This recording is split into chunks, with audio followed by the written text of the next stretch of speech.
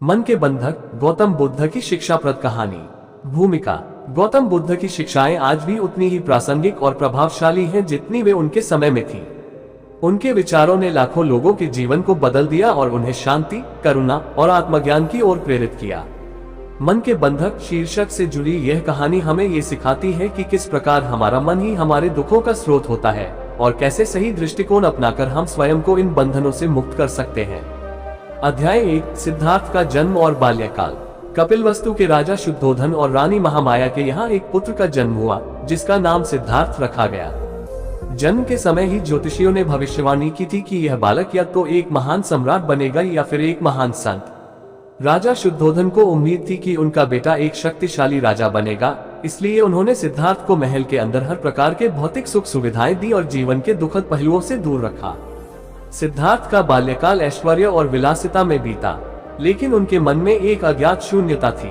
उनके पास सब कुछ था, फिर भी कुछ अधूरा था। राजा ने उन्हें इस भावना से दूर रखने के लिए यशोधरा से विवाह करा दिया और उनका एक पुत्र राहुल भी हुआ। परंतु सिद्धार्थ का मन संसार के सुखों में रमता नहीं था।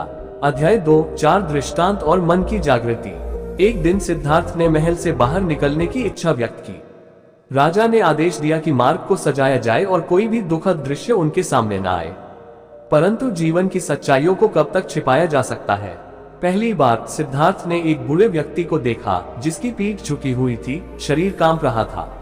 उन्होंने अपने सारथी चन्ना से पूछा, यह क्या है? चन्ना ने उत्तर दिया, प्रभु, ये वृद्धावस्था है। हर व्यक्ति को एक दिन बूढ़ा होना पड़ता है। दूसरी बार उन्होंने एक रोगी को देखा जो पीड़ा में तड़प रहा था। सिद्धार्थ ने फिर पूछा और चन्ना ने समझाया कि बीमारी भी जीवन का हिस्सा है। तीसरी बार उन्होंने एक मृत शरीर देखा जिसे अंतिम संस्कार के लिए ले जाया जा रहा था। ये देखकर सिद्धार्थ के मन में गहरी बेचैनी छा गई। क्या हर कोई मरेगा? उन्होंने पूछा और चन्ना ने सिर झुकाकर हामी भरी। चौथी बार उन्होंने एक सन्यासी को देखा जो शांत और संतुष्ट दिख रहा था। ये देखकर सिद्धार्थ के मन में जिज्ञासा जागी कि जब जीवन में इतना दुख है तो यह व्यक्ति इतना शांत कैसे है। इन 4 दृष्टांतों ने सिद्धार्थ के जीवन को पूरी तरह बदल दिया। उन्होंने समझ लिया कि जीवन का वास्तविक उद्देश्य केवल भौतिक सुख नहीं है। उनका मन अब इन सवालों के जवाब खोजने के लिए बेचैन था। अध्याय 3, महाविनिष्क्रमण, महान त्याग। एक रात जब पूरा महल गहरी नींद में था, सिद्धार्थ ने यशोधरा और अपने पुत्र राहुल को अंतिम बार देखा और बिना किसी को बताए महल छोड़ दिया। वे अपने सारथी चन्ना और घोड़े कर्ठक के साथ वन की ओर निकल पड़े। मार्ग में वे एक नदी के पास रुके जहां सिद्धार्थ ने अपने राजसी वस्त्र उतारकर सन्यासी का चोगा पहन लिया और चन्ना और कर्ठक को वापस भेज दिया। सिद्धार्थ ने 6 वर्षों तक कठिन तपस्या की। वे बहुत कम भोजन करते और गहरे ध्यान में लीन रहते। उनका शरीर क्षीण हो गया, लेकिन मन के प्रश्नों के उत्तर अभी स्पष्ट नहीं थे। अध्याय 4, मध्यम मार्ग की खोज। एक दिन सिद्धार्थ ने महसूस किया कि अत्यधिक तपस्या भी उतनी ही व्यर्थ है जितनी भोग विलासिता। उन्होंने निर्णय लिया कि वे मध्यम मार्ग अपनाएंगे, न तो अधिक तपस्या न ही अधिक सुख। इसी दौरान एक ग्रामवधू सुजाता ने उन्हें खीर का भोग अर्पित किया। सिद्धार्थ ने उसे स्वीकार कर अपने शरीर को पोषण दिया और फिर बोधि वृक्ष के नीचे ध्यान में बैठ गए, ये संकल्प लेकर कि जब तक उन्हें सत्य की प्राप्ति नहीं होती वे उठेंगे नहीं। अध्याय 5, मार के प्रलोभन और बोधि प्राप्ति। जब सिद्धार्थ ध्यान में लीन थे तब माया का प्रतीक ने उन्हें विचलित करने की कोशिश की। उसने पहले अपने सुंदर अप्सराओं को भेजा, फिर भयावह रूप दिखाए और अंत में सिद्धार्थ के अहंकार को जगाने की कोशिश की। लेकिन सिद्धार्थ अडिग रहे। अंततः वे उस ज्ञान तक पहुंचे जो उन्हें जीवन और मृत्यु के चक्र से मुक्त कर सका। उन्होंने 4 आर्य सत्य, 4 नोबल ट्रूथ्स और अष्टांगिक मार्ग, 8 फोल्ड पाथ की खोज की जो संसार के दुखों से मुक्ति का रास्ता था। वे अब बुद्ध बन चुके थे, जागृत, मुक्त और ज्ञानवान। अध्याय 6, पहला प्रवचन और संघ की स्थापना। बोधि प्राप्ति के बाद बुद्ध ने वाराणसी के पास सारनाथ में अपने 5 पुराने साधक साथियों को पहला प्रवचन दिया जिसे धम्म चक्र प्रवर्तन कहा जाता है। उन्होंने 4 आर्य सत्यों की शिक्षा दी। 1, दुख, जीवन में दुख अपरिहार्य है। 2, दुख का कारण तृष्णा और मोह दुख के मूल कारण है। 3, दुख का निरोध, तृष्णा का अंत करने से दुख का भी अंत होता है। 4, दुख निरोध के मार्ग, अष्टांगिक मार्ग से दुख समाप्त किया जा सकता है। उनके इन उपदेशों से कई लोग प्रभावित हुए और बौद्ध संघ की स्थापना हुई। बुद्ध ने जाति, वर्ग और लिंग के भेदभाव को नकारते हुए सबको ज्ञान प्राप्ति का समान अधिकार दिया। अध्याय 7 मन के बंधक। बुद्ध के एक शिष्य अंगुलिमाल की कहानी विशेष रूप से मन के बंधक की थी। अंगुलिमाल एक खूंखार डाकू था जिसने 999 लोगों की हत्या की थी और उनकी उंगलियों की माला पहनता था। जब वह 1000वीं हत्या के लिए निकला तो उसकी मुलाकात बुद्ध से हुई। बुद्ध के शांत और करुणामय स्वरूप ने अंगुलिमाल के हृदय को छू लिया। रुको, अंगुलिमाल ने बुद्ध से कहा। बुद्ध ने उत्तर दिया, मैं तो पहले ही रुक चुका हूँ अंगुलिमाल, क्या तुम रुकोगे? अंगुलिमाल हतप्रभ रह गया। बुद्ध ने समझाया कि उनका मन लालच, क्रोध और घृणा के बंधनों से मुक्त हो चुका है, लेकिन अंगुलिमाल का मन अभी भी इन बंधनों में जकड़ा हुआ है। ये सुनकर अंगुलिमाल ने अपने हथियार फेंक दिए और बुद्ध से ज्ञान की याचना की। ये कहानी दर्शाती है कि मन के बंधन सबसे बड़े बंधन होते हैं। जब तक हम अपने भीतर के क्रोध, घृणा और तृष्णा को नहीं त्यागते, तब तक हम सच्ची मुक्ति प्राप्त नहीं कर सकते। अध्याय 8 राजा अशोक का परिवर्तन। बुद्ध के निधन के वर्षों बाद मौर्य सम्राट अशोक ने कलिंग युद्ध में भयंकर रक्तपात देखा। हजारों निर्दोष लोगों की मृत्यु ने उनके मन को झकझोर दिया। वे भी मन के बंधक बन गए थे, जो अपराध बोध और पछतावे में जकड़े हुए थे। जब उन्होंने बुद्ध की शिक्षाओं को अपनाया तो उनके जीवन में एक अद्भुत परिवर्तन आया। वे एक महान सम्राट से धम्म सम्राट बन गए। उन्होंने हिंसा छोड़ दी और अपने जीवन को अहिंसा, करुणा और धर्म के प्रचार में समर्पित कर दिया। अध्याय 9 अंतिम उपदेश और परिनिर्वाण। 80 वर्ष की आयु में बुद्ध ने कुशीनगर में अपने अंतिम उपदेश दिए। उन्होंने अपने शिष्यों से कहा, अब दीपो भव, स्वयं अपने दीपक बनो। उन्होंने ये भी सिखाया कि हर चीज नश्वर है, जो पैदा हुआ है वह मरेगा भी, लेकिन उनका ज्ञान और उनकी शिक्षाएं अमर रहेंगी। बुद्ध ने परिनिर्वाण प्राप्त किया, लेकिन उनके उपदेश आज भी दुनिया भर में करोड़ों लोगों के जीवन को रोशन कर रहे हैं। निष्कर्ष, मन की मुक्ति का मार्ग। गौतम बुद्ध की कहानी हमें ये सिखाती है कि हम सभी अपने अपने तरीकों से मन के बंधक हैं। हमारा अहंकार, तृष्णा, क्रोध और मोह हमें बंधनों में जकड़े रखते हैं, लेकिन सही दृष्टिकोण, ध्यान और करुणा के माध्यम से हम इन बंधनों को तोड़ सकते हैं। 4 आर्य सत्य और अष्टांगिक मार्ग हमें ये सिखाते हैं कि दुखों से मुक्ति संभव है। बुद्ध का जीवन इस बात का प्रमाण है कि चाहे परिस्थितियां कितनी भी कठिन क्यों न हो, सही मार्ग अपनाकर हम आत्मज्ञान प्राप्त कर सकते हैं। मन को जीतना ही सबसे बड़ी विजय है। गौतम बुद्ध की यह शिक्षाप्रद कहानी न केवल आत्मचिंतन के लिए प्रेरित करती है, बल्कि हमें ये भी याद दिलाती है कि सच्ची मुक्ति हमारे भीतर ही है। ये कहानी जीवन के हर मोड़ पर प्रकाश डालती है और हमें सिखाती है कि सच्ची शांति और संतोष बाहर नहीं, बल्कि हमारे अपने मन के भीतर ही है। अहंकार का अंत। गौतम बुद्ध की शिक्षाप्रद कहानी। भूमिका। गौतम बुद्ध की शिक्षाएं केवल बौद्ध धर्म तक सीमित नहीं है, वे सार्वभौमिक हैं और हर इंसान के जीवन में गहराई से प्रभाव डालती हैं। उनकी कहानियों और उपदेशों में जीवन के गूढ़ रहस्यों को सरलता से समझाने की क्षमता है। अहंकार का अंत शीर्षक वाली यह कहानी इस बात पर केंद्रित है कि कैसे हमारा अहंकार हमें अंधकार में रखता है और किस प्रकार बुद्धिमत्ता और करुणा से इसे समाप्त किया जा सकता है। अध्याय 1 अहंकार का जन्म। कपिलवस्तु में सिद्धार्थ के जन्म के समय से ही उन्हें राजकुमार की तरह पाला गया। उनके पास हर सुख सुविधा थी, सोने के महल, सुगंधित उद्यान, सुंदर वस्त्र और उत्तम भोजन। ये सब उनके अहंकार को पोषित करने के लिए पर्याप्त था, लेकिन उनके भीतर एक संवेदनशील आत्मा थी जो इन भौतिक सुखों से परे कुछ तलाश रही थी। राजा शुद्धोधन ने पूरी कोशिश की कि सिद्धार्थ को जीवन के किसी भी प्रकार के दुख का सामना न करना पड़े।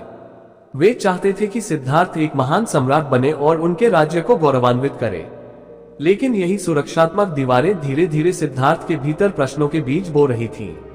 उनका अहंकार धीरे धीरे पिघलने लगा जब उन्होंने महल के बाहर जीवन की वास्तविकताओं का सामना किया।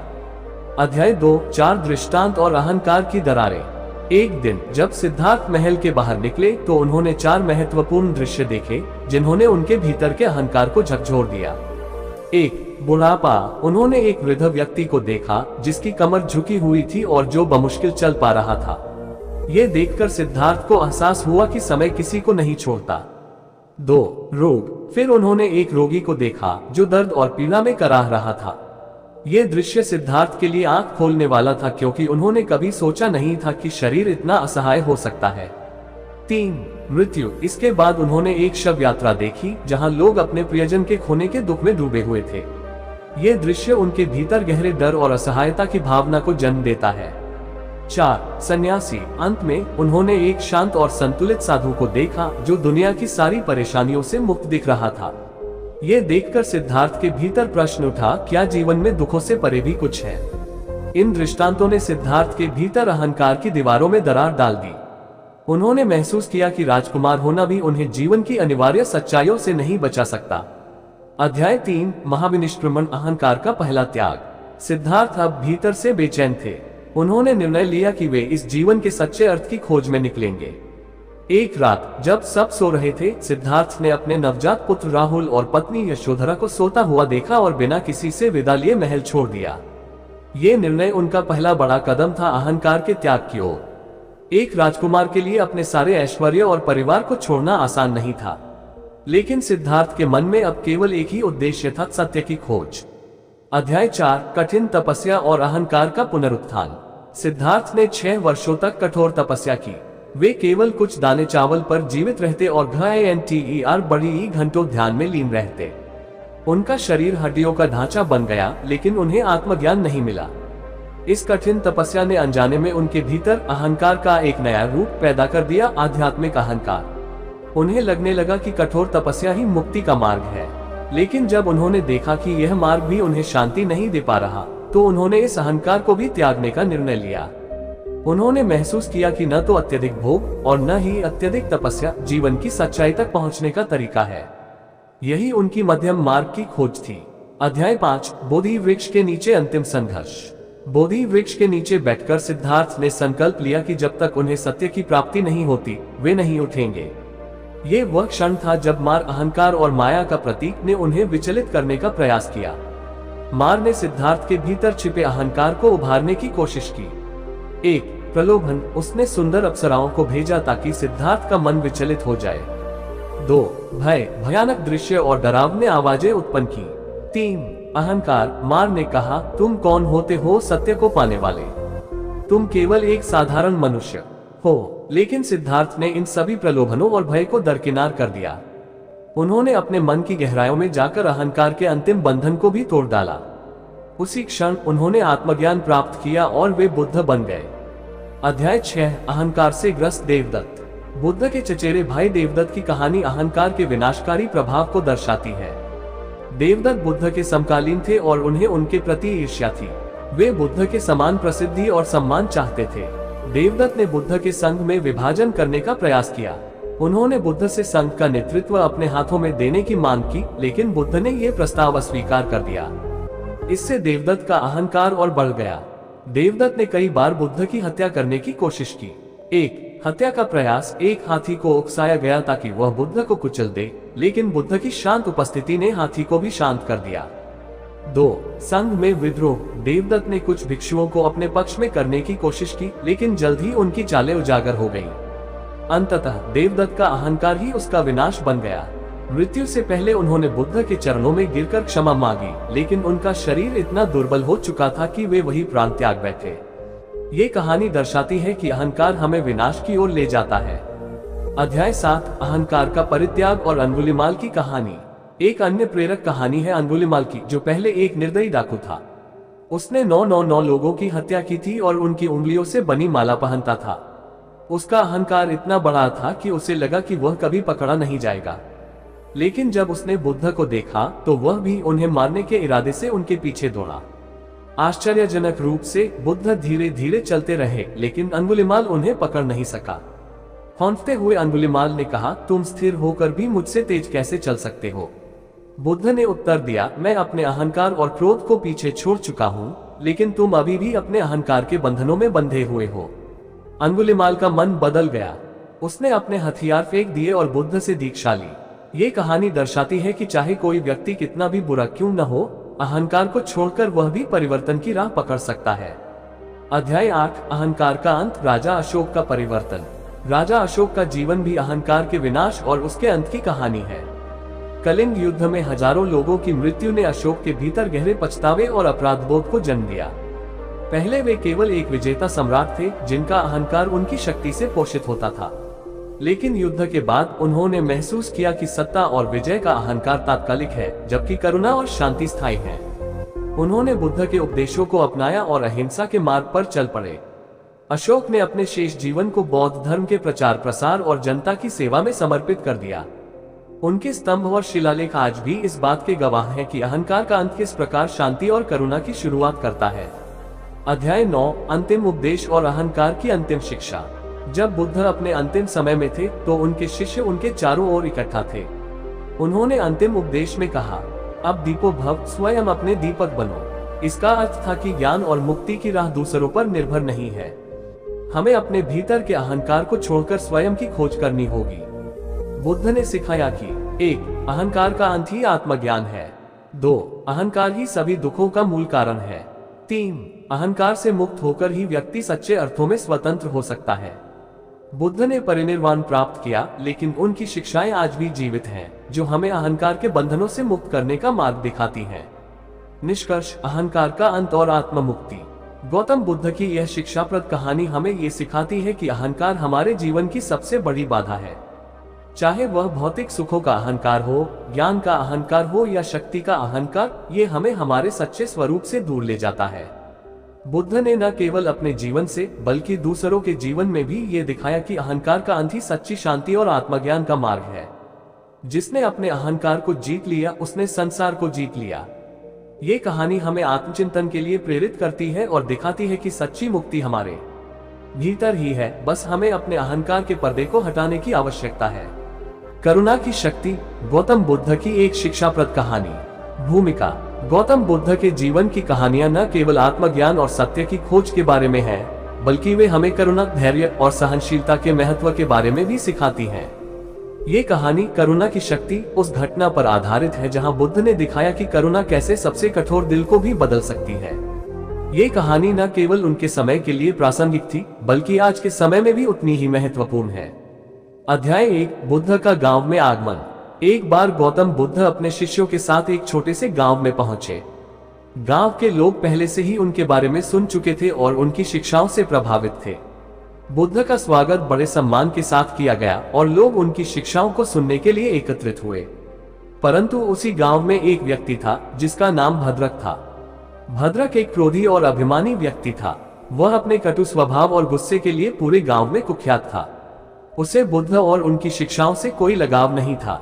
वह सोचता था कि ये सब दिखावा है और लोग मूर्खता में विश्वास कर रहे हैं। जब भद्रक ने सुना कि गांव के लोग बुद्ध के सम्मान में इकट्ठा हो रहे हैं, तो उसका क्रोध और बढ़ गया। उसने ठान लिया कि वह बुद्ध को सबक सिखाएगा और उनके दिखावे को सबके सामने उजागर करेगा। अध्याय 2, भद्रक का क्रोध। अगले दिन जब बुद्ध गांव के चौक में उपदेश दे रहे थे, भद्रक वहां पहुंचा। वह गुस्से में आग बबूला था। उसने बुद्ध के सामने खड़े होकर जोर जोर से चिल्लाना शुरू कर दिया, तुम कौन होते हो हमें उपदेश देने वाले? तुम्हारी बातें सुनकर लोग पागल हो रहे हैं। तुम बस लोगों को बहका रहे हो। ये सब तुम्हारा दिखावा है। गांव के लोग सन्न रह गए। वे भद्रक के गुस्से और अपमानजनक शब्दों से हैरान थे। सबकी निगाहें बुद्ध की ओर थी कि वे अब क्या प्रतिक्रिया देंगे। लेकिन बुद्ध शांत थे। उनके चेहरे पर एक सौम्य मुस्कान थी। उन्होंने भद्रक की ओर देखा जैसे वे उसकी आत्मा के भीतर झांक रहे हों। अध्याय 3, बुद्ध की करुणा। भद्रक की कड़ी आलोचना और अपमान के बावजूद बुद्ध ने धीरे धीरे और शांत स्वर में कहा, भद्रक, यदि कोई तुम्हें एक उपहार देना चाहता है और तुम उसे स्वीकार नहीं करते, तो वह उपहार किसके पास रह जाता है? भद्रक थोड़ी देर के लिए चुप हो गया। फिर उसने गुस्से में जवाब दिया, अगर मैं उसे स्वीकार नहीं करता तो वह उपहार उसी के पास रहेगा जिसने देने की कोशिश की थी।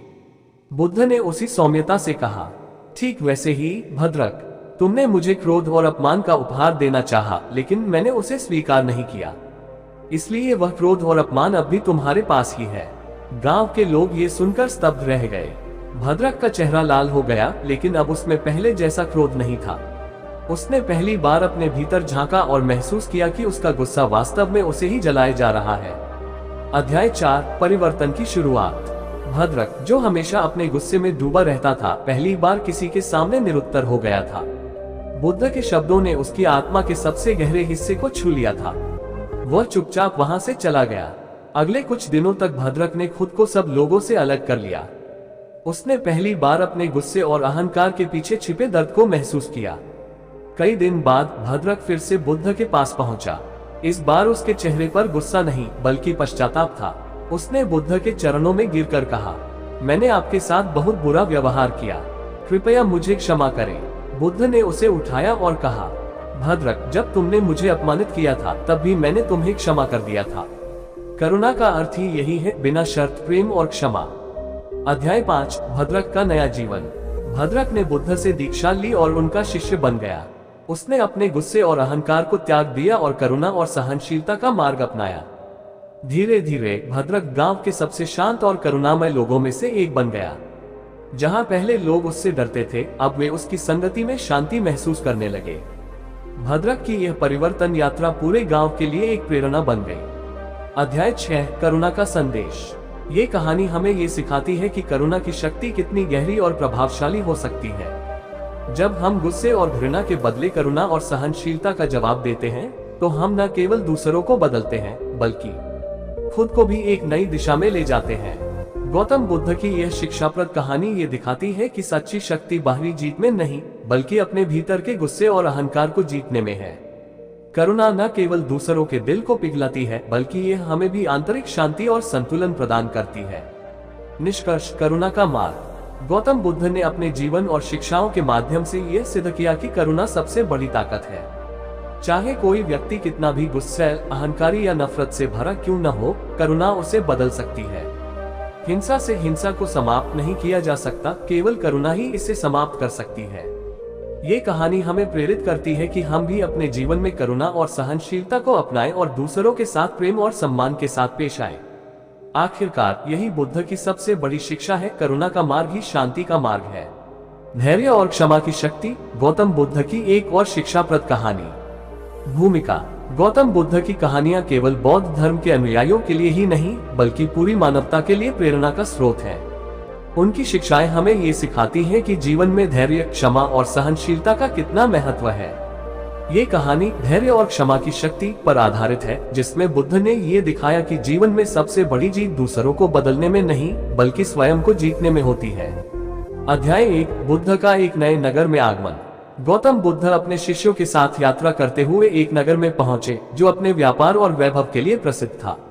नगर के लोग बुद्ध की शिक्षाओं के बारे में सुन चुके थे और वे उन्हें सुनने के लिए उत्सुक थे। नगर के बीचों बीच एक अमीर व्यापारी रुद्रक रहता था। रुद्रक घमंडी और स्वार्थी था। उसे अपनी संपत्ति और प्रतिष्ठा पर बड़ा गर्व था।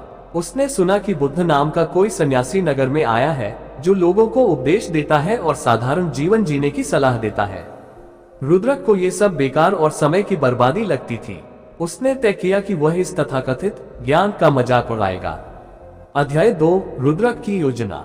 रुद्रक ने अपने नौकरों और मित्रों को बुलाकर कहा, यह तथागत अपने ज्ञान से लोगों को बेवकूफ बना रहा है। मैं इससे सबक सिखाऊंगा कि असली शक्ति किसे कहते हैं। अगले दिन जब बुद्ध नगर के एक बड़े चबूतरे पर उपदेश दे रहे थे, रुद्रक वहां पहुंचा। उसने बुद्ध के सामने खड़े होकर ऊंची आवाज में कहा, ओ सन्यासी, तुम लोगों को सिखाते हो कि लोभ और मोह छोड़ दो, लेकिन क्या तुम्हारे पास खुद कुछ है? क्या तुमने कभी जीवन की सच्चाई देखी है? तुम बस भिक्षा मांगने वाले हो। ये सुनकर भी बुद्ध के चेहरे पर कोई परिवर्तन नहीं हुआ। वे उसी शांत मुद्रा में बैठे रहे, मानो कुछ हुआ ही न हो। रुद्रक का अपमान और कटुता भी उन्हें विचलित नहीं कर सकी। अध्याय 3, बुद्ध का उत्तर। बुद्ध ने बड़ी ही शांति से रुद्रक की ओर देखा और कहा, रुद्रक, जब कोई व्यक्ति किसी और को गाली देता है तो वह गालियां उस व्यक्ति के पास तभी तक रहती हैं जब तक वे स्वीकार नहीं की जाती। अगर मैं तुम्हारी गालियों को स्वीकार नहीं करता तो वे गालियां तुम्हारे पास ही रहेंगी। रुद्रक ये सुनकर हैरान रह गया।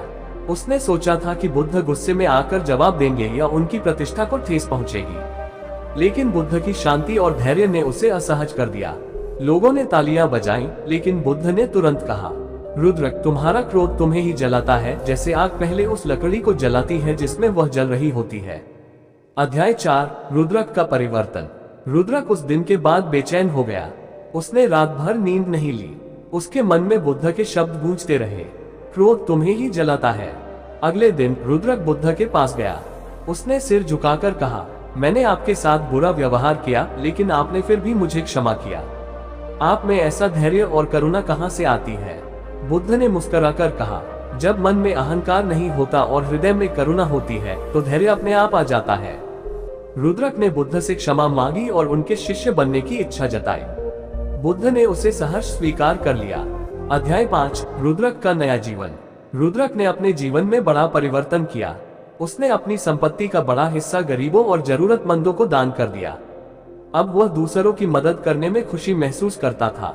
नगर के लोग जो कभी उससे डरते थे, अब उसके साथ सम्मान से पेश आते थे। रुद्रक का जीवन इस बात का उदाहरण बन गया कि धैर्य और क्षमा न केवल दूसरों को बदल सकते हैं, बल्कि खुद को भी नया जीवन दे सकते हैं।